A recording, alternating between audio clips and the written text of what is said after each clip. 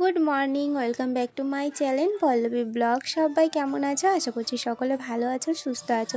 সকাল সকাল স্নান করে একদম তোমাদের কাছে হাজির হয়ে গেছি। আজকে হচ্ছে ষষ্ঠী, তো ষষ্ঠীর ব্রত তো করতেই হবে ছেলের মঙ্গলের জন্য। ছেলে হোক বা মেয়ে হোক, সন্তানের মঙ্গলের জন্য ষষ্ঠীর ব্রত আমাদেরকে করতে হয়। আমাদের প্রায় মাসে প্রত্যেক মাসে একটা করে ষষ্ঠী থাকে। আর আজকে হচ্ছে মূল ষষ্ঠী। মায়ের হয়তো কালকে মনে ছিল না, সেই জন্য আমাকেও বলেনি। আর ষষ্ঠীগুলো আমার ঠিক মনে থাকে না। আর আজকে আমার উঠতেও দেরি হয়েছে, তো সোজা উঠে তাড়াতাড়ি করে কাজ সেরে নিয়ে আমি এখন স্নান করে চলে এসেছি রেডি হতে। তারপরে নিচে যাব, নিচে গিয়ে ষষ্ঠীকে জল দেবো। স্নান হলো এক্ষুনি, এখন বাজছে 10টা। এখন এবার ষষ্ঠীকে জল দেবো। আসলে জানা থাকলে একটু তাড়াতাড়ি হয়ে যায়। আর মাও মনে হয় জানতো না, কালকে বলেনি, তো সেই জন্য একটু দেরি হয়ে গেল। তো চলো আগে ষষ্ঠীকে জলটা দিয়ে দিই।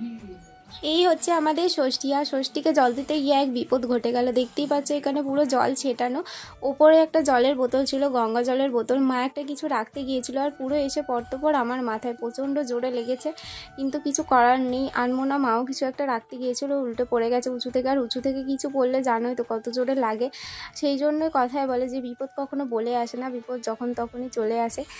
তো তারপরে আমরা মুড়ি খেয়ে নিয়েছি ষষ্ঠীকে জল দিয়ে। মা ওখানে বাসনগুলো ধুয়ে নিচ্ছে, মানে মুড়ি খাবার বাসনগুলো ধুয়ে নিচ্ছে। আর আমি এদিকে মাছ বেছে নিচ্ছি। তোমাদের দাদাভাই গিয়েছিল হাটে, হাট থেকে আবার আজকে 2 রকম মাছ নিয়ে চলে এসেছে। আসলে ওকে তো আগে বলে দেওয়া হয়নি যে আজকে ব্রত আছে আমাদের, আমরা খাবো না। তো সেই জন্য ও জানে না, ছেলেরা বাবা কী জানবে না বলে দিলে।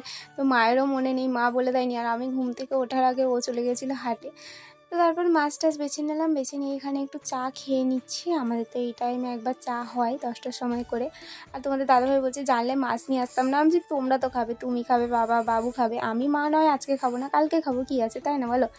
তো অনেকটাই তো বেলা হয়েছে। এখানে আমি রান্নাটাও চাপিয়ে দিয়েছি, ওইদিকে ভাত বসিয়ে দিয়েছি। আর এইদিকে এই যে ফুলকপিটা কেটে নিচ্ছি, কারণ নিরামিষ আমিষ দুটো তরকারি করতে হবে। যেহেতু মাছ নিয়ে এসে মাছগুলো তো ওদেরকে করে দিতে হবে, আমরা না খেলেও। সেই জন্য আগে নিরামিষগুলো করে নেব, তারপরে মাছের তরকারি করব। মানে মাছের ভাবছি কি, অনেকটাই মাছ আছে, একটু ভাবছি তেঁতুল দেওয়া করবো। আর দেখি ভাজা মাছ রেখে দেবো না ঝাল মাছ করবো, সেই যেরকম টাইম হবে সেরকম করব। যদি হাতে অনেক টাইম থাকে তাহলে করব, না থাকে তো ভাজা মাছই খেয়ে নেবে। তো ফুলকপির একটুখানি রসা করব, রাতেও হয়ে যাবে। রাতে হচ্ছে লুচি পরোটা কিছু এরকম খেতে হবে। অনেকটা দেরি হয়ে গেলে আমি এইভাবেই রান্না বসিয়ে দিই, মানে একদিকে রান্না বসিয়ে দিই আর একদিকে সবজি কাটতে থাকি। মানে একটা করে সবজি কাটি আর একটা করে রান্না করি। আর না হলে আমার হাতে যদি অনেক সময় থাকে কি করি, আগে থেকে সবজিটা কেটে রেখে দিই, তারপর টান করে রান্নাটা বসাই। তো ফুলকপি ভাবছিলাম একটু রেখে দেবো, তারপর ভাবলাম না সবটাই দিয়ে দিই, কারণ ফুলকপি তো কমে যাবে আর 2 বেলার অনেকটাই লাগবে। তো সেই জন্য এখানে দেখতেই পাচ্ছ আমি রান্না করছি একদিক থেকে, আর একদিক থেকে তোমার সবজিও কাটছি। আজকে তো হবে ফুলকপির রসা, তার সাথে কিছু ভাজাভুজিও কেটেছি। সব রান্নাটা শেয়ার করার মতো এখন সময় নিয়ে আমাকে তাড়াহুড়ো করে রান্নাটা করতে হবে। আর কপিটা জানো তো একটুখানি ভাপ দিয়ে জলটা ফেলে দিয়েছিলাম। ফুলকপি না একটুখানি ভাপ দিয়ে যদি জলটা ফেলে দেওয়া যায় তাহলে অতটাও না গ্যাস হয় না। আর ফুলকপি বাঁধাকপি এগুলোতে তো প্রচণ্ড গ্যাস হয়, বুঝতেই পারছো। আর আমার কদিন আগে এতটা পরিমাণে গ্যাস হয়ে গেছিলো কি বলবো, প্রচুর পরিমাণে শরীর এত খারাপ করছিল। তারপরে তো ভাবলাম মানে ডাক্তারি ডাকতে না হয়।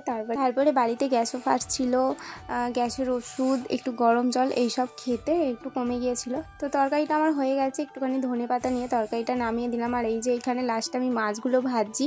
এর আগে আমার আরও অনেক কিছু রান্না করেছি, যখন মানে রান্নাটা হয়ে যাবে তারপরে আমি তোমাদেরকে দেখাবো। অনেকটাই বেলা হয়ে গেছে, যেই টাইমে আমাদের খাওয়া হয় সেই টাইমে এখন আমি কিন্তু মাছ ভাজছি, মানে আমাদের 1টা নাগাদ খেতে বসে যায় রান্নাটা হয়ে গেলে। আর আজকে আমার 1:30 বাজতে যাচ্ছে, তবুও এখনও মাছ ভাজা তাড়াতাড়ি রান্নাটা সেরে ছেলেকে খাইয়ে দিয়েছি। আর আজকে রান্না হয়েছে করলা ভাজা, শিম ভাজা, ধনেপাতার চাটনি, তার সাথে ফুলকপি আলুর রসা, আর মাছ ভাজা রেখেছি, আর তার সাথে তেঁতুল দেওয়া মাছও করেছি।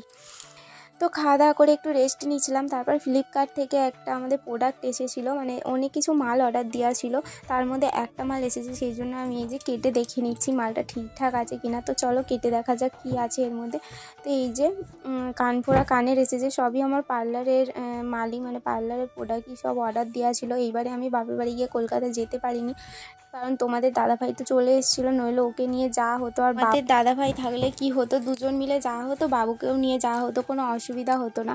তো আমি এই যে জামা কাপড় গুছাচ্ছি এখন, আর আমার ছেলে আছে ওই জন্য ওর সঙ্গে একটু নাচ করছি, ও নাচ করছিল, সেই জন্য আমি একটু নাচ করে নিলাম। তো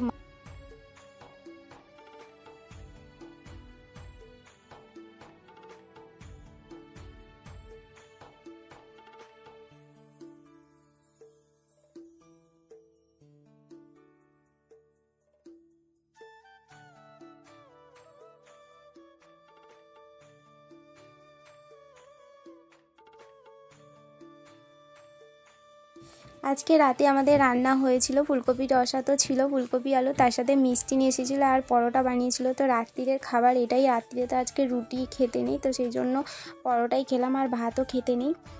তো চলো খেয়ে নিই গরম গরম পরোটা, তার সাথে ফুলকপি আলুর রসা। আর আজকের ভিডিওটা তোমাদের কেমন লাগলো তোমরা অবশ্যই কমেন্টে জানিও। আর এই দেখো আমার ছেলের দুষ্টুমি। তো চলো আজকের মতো tata, bye bye, good night.